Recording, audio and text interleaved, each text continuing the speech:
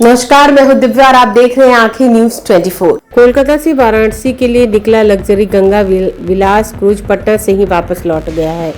पटना से वाराणसी के बीच गंगा में कई स्थानों पर जलस्तर कम होने से आगे का संचालन। क्रूज में सवार 30 विदेशी पर्यटकों को सड़क मार्ग से वाराणसी लाया गया। गंगा विलास क्रूज 12 नवंबर को कोलकाता से वाराणसी के लिए रवाना हुआ था। इसमें जर्मनी, स्विट्जरलैंड और अमेरिका के 30 पर्यटक सवार थे। यात्रा के दौरान कुल 15 ठहराव स्थल निर्धारित थे। क्रूज पश्चिम बंगाल के मुर्शिदाबाद, मायापुर, मटियारी और फरक्का के अलावा झारखंड के साहिबगंज तथा बिहार के सिमरिया और मुंगेर होते हुए पिछले महीने पटना पहुंचा था। इन ठहराव स्थलों पर पर्यटकों ने धार्मिक, पौराणिक और ऐतिहासिक महत्व के स्थलों के साथ साथ स्थानीय विशेष स्थानों का भ्रमण किया। पटना से वाराणसी के लिए आगे बढ़ने पर गंगा का जलस्तर कम होने के कारण क्रूज को रोक दिया गया। इसके बाद सभी पर्यटकों को सड़क मार्ग से वाराणसी लाया गया, जहां वे काशी विश्वनाथ मंदिर में दर्शन करेंगे तथा सारनाथ समेत अन्य प्रमुख स्थलों का भ्रमण करेंगे। पर्यटक दशाश्वमेध घाट की गंगा आरती भी देखेंगे। इसमें 25 पर्यटक इसके बाद वापस लौट जाएंगे, जबकि 5 पर्यटक वाराणसी में रुकेंगे। गंगा विलास का संचालन करने वाले हेरिटेज रिवर जर्नी के निदेशक राज सिंह ने बताया कि जलयान को 2 दिन पहले पटना से वापस कर दिया गया था। उन्होंने कहा, पटना से बक्सर, बलिया, गाजीपुर, चंदौली और वाराणसी के बीच कुछ 7 स्थानों पर जलस्तर क्रूज संचालन के अनुकूल नहीं होने के कारण आगे की यात्रा में बाधा उत्पन्न हो गई।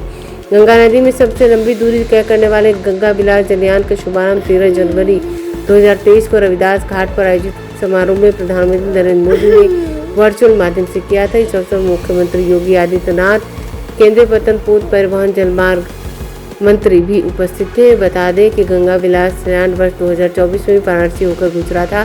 काशी से होकर गुजरना इसकी तीसरी यात्रा रही।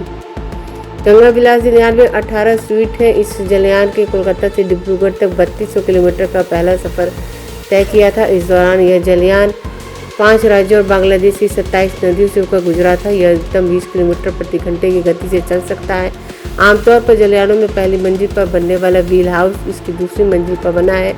इसमें 5 सितारा होटलें, सरीखी सुविधाएं हैं। कई वर्षों से लंबित गंगा में ड्रेनेज का टेंडर हो गया है, लेकिन काम कहां हो रहा है यह साफ नहीं है। भारतीय अंतर्देशीय जलमार्ग प्राधिकरण की ओर से भी स्थिति स्पष्ट नहीं की जा रही है। ब्यूरो रिपोर्ट, आंखें न्यूज 24।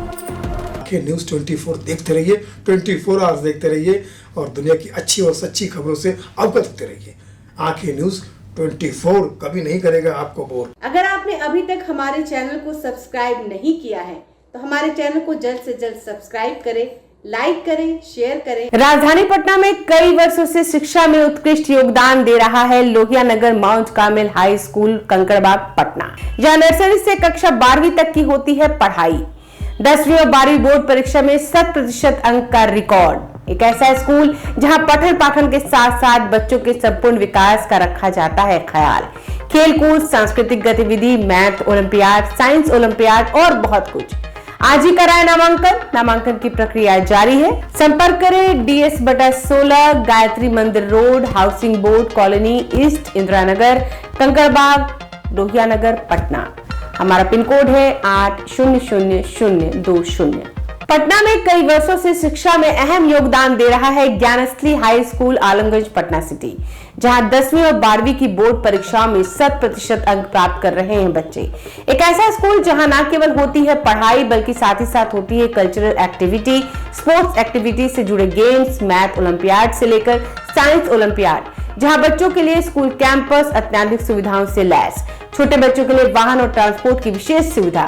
तो देर किस बात की, आज ही कराएं अपना नामांकन Gyansthali high school, Alamganj, Patna city में, जहां नामांकन की प्रक्रिया जारी है। संपर्क करें पुलिस चौकी, Alamganj main road, near Alamganj थाना, पटना, बिहार 800007।